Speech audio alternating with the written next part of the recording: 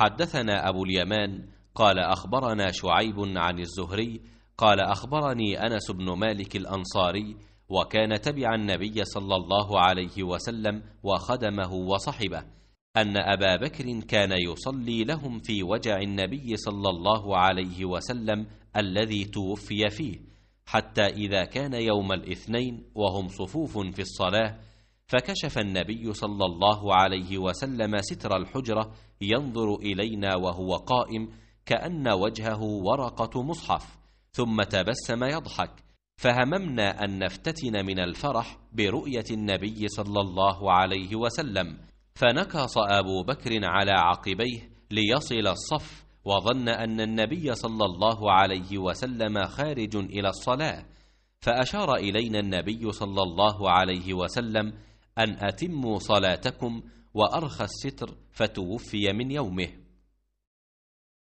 انس بن مالک انصاری رضی اللہ تعالیٰ عنہ نے خبر دی، آپ نبی کریم صلی اللہ علیہ وسلم کی پیروی کرنے والے آپ کے خادم اور صحابی تھے کہ حضور صلی اللہ علیہ وسلم کے مرض الموت میں ابو بکر صدیق رضی اللہ تعالیٰ عنہ نماز پڑھاتے تھے۔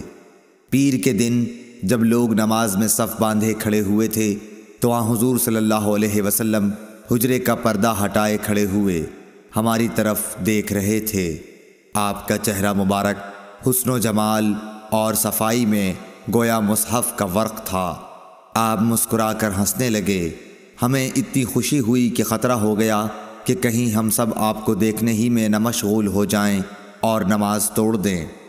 حضرت ابو بکر رضی اللہ تعالیٰ عنہ الٹے پاؤں پیچھے ہٹ کر صف کے ساتھ ملنا چاہتے تھے۔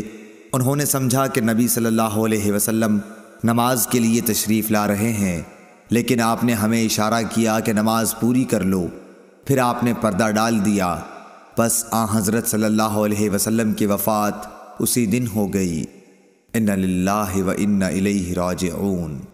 صحیح بخاری حدیث نمبر 680۔